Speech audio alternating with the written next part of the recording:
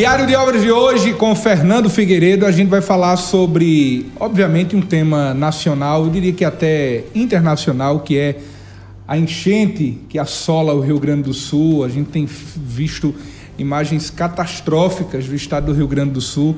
A nossa solidariedade, inclusive, ao povo gaúcho. Mas a gente vai trazer esse tema para a nossa realidade, Fernando. A gente tem visto, por exemplo, o Rio Guaíba, ele aumentar a cada dia. Inclusive, a projeção é que aumente ainda mais a partir das chuvas que são previstas tanto para hoje como para os próximos dias. E, ao mesmo tempo, a gente olha para a nossa realidade aqui no Sertão Paraibano e se pergunta, aqueles locais que até pouco tempo, por exemplo, era um açude, era um riacho, e hoje são casas, são loteamentos, tem também risco de, quando nós tivermos uma quadra invernosa fora do normal, como o Rio Grande do Sul, ter também enchentes? Boa tarde. Boa tarde, Zé Neto, ao pessoal que nos acompanha, né?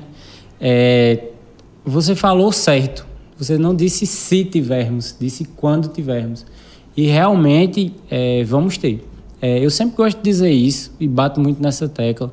Quem me acompanha nas redes sociais viu muito que nós somos parte da natureza, integrantes da natureza. Então, a gente nunca vai ser maior do que ela. A gente está no meio.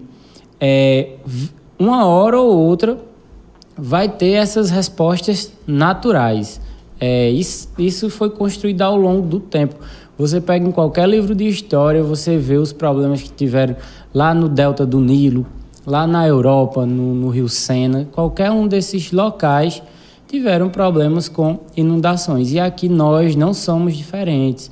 Você pega São Paulo, Rio de Janeiro, o Rio Grande do Sul, agora que está com esse problema, tem umas ferramentas do Google que você pode medir, verificar a evolução ao longo do tempo dos aterros que houveram lá. Claro, a gente lamenta demais, acho que nada mais justo do que começar esse quadro de hoje lamentando a tragédia que aconteceu lá, né, pelas vidas, pelos danos que houve naquele estado.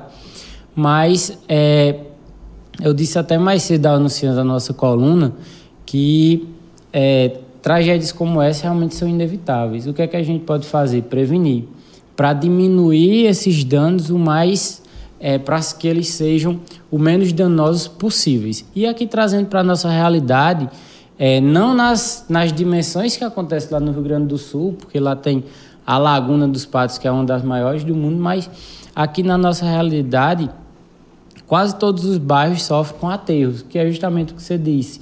Antigamente eram lagos, córregos, e eles são aterrados. Quando vier um período chuvoso de enchente, é claro que isso vai acontecer danos, tragédias, e já está acontecendo. Eu posso até citar alguns bairros aqui da nossa localidade, não só de Caiazeiras, mas se for para Campina Grande tem, para João Pessoa, para Patos, todas essas cidades... Souza, Piantó, Itaporanga, toda cidade tem, né, sua exatamente. Realidade. Porque é meio que o homem, e aí, claro, a gente está inserido, né, todos nós, indistintamente. A gente não coloca aqui, por exemplo, só os políticos, a gente está colocando o homem, né? O homem está acostumado a querer controlar a natureza, né? Pode até conseguir por um determinado período, né? Achar que conseguiu, mas ela sempre vem dar a resposta, e quando ela traz a resposta, o homem não consegue controlar. Isso. E, infelizmente, um problema que assola a nossa sociedade, se eu fosse filósofo, eu falaria de outros pontos, mas como eu sou engenheiro, eu vou me prender a essa parte de saneamento. Um dos maiores problemas que nós temos enquanto sociedade é a memória curta. Isso daqui eu posso citar vários exemplos, você com certeza tem inúmeros para citar, e cada um que está nos acompanhando. Por que essa memória curta?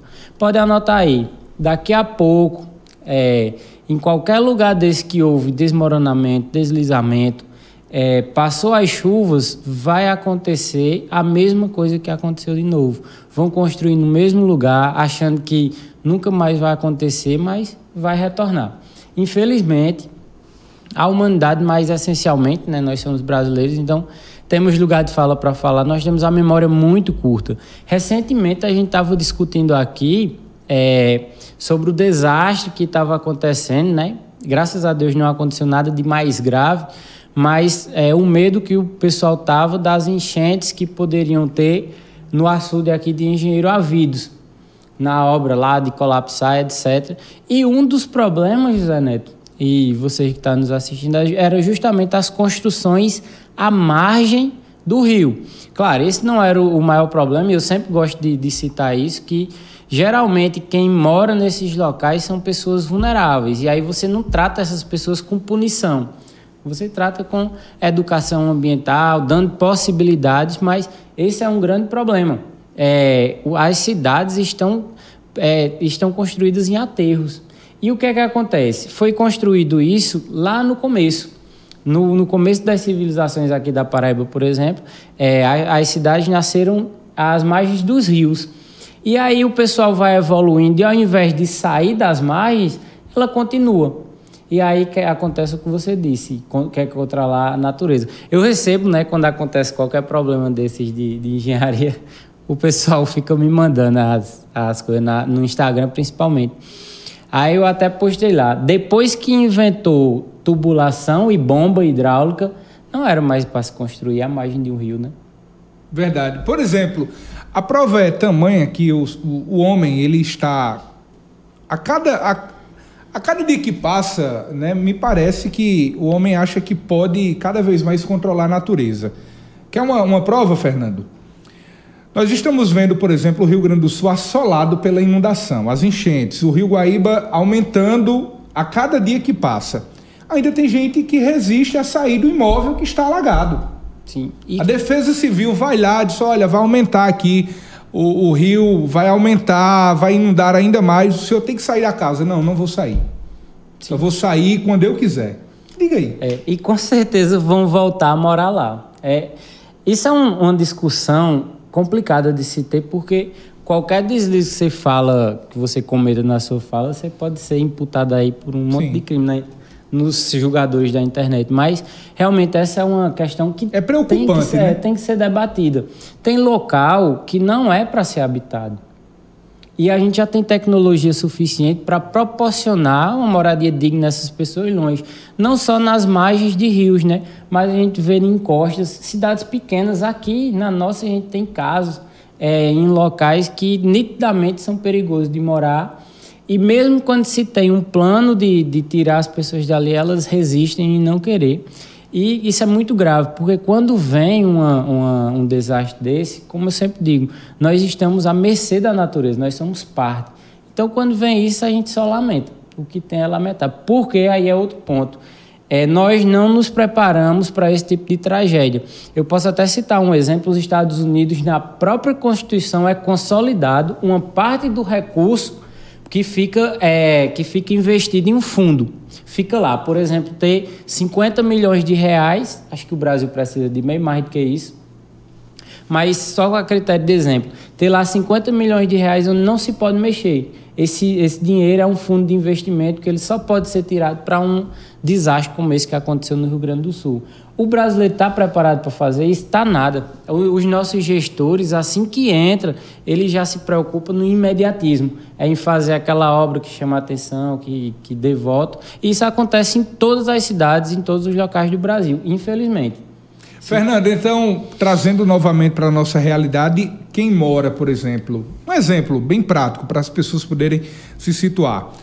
O cidadão mora numa casa em determinado loteamento, a gente não está citando aqui o nome da cidade, é um exemplo, né, hipotético. O cidadão mora numa casa em um loteamento que foi, por exemplo, liberado recentemente, que quando chove, digamos uma chuva aí, um exemplo de 100 milímetros, a casa ela fica inundada, a rua fica também inundada. Supostamente aquele loteamento foi um açude há muitos anos atrás. Quando vier uma chuva torrencial em períodos intercalados ou contínuos, ele pode ter também problema de enchente. Com toda certeza. E nós vivemos numa região que é cíclica. Vivemos período de seca e período de chuvas intensas. Pessoal da Paraíba que... Um ponto bem específico de conhecer, eu digo até nas aulas, os principais bairros de João Pessoa, se você sair dizendo, quando você pensa na etimologia da palavra, você já vê Intermares, Mangabeira. Mangabeira vem de quê? De mangue, construído em cima do mangue. Sim. Isso com certeza vai dar errado em algum momento. o retão de Manaíra foi em cima de uma região alagável. Isso, com certeza, a natureza um dia vai rever aquele terreno dele. É porque o tempo é diferente do nosso. Demora décadas, às vezes 30, 40 anos, mas quando volta, acontece essa tragédia que a gente só tem a lamentar, como é o caso do Rio Grande do Sul, né?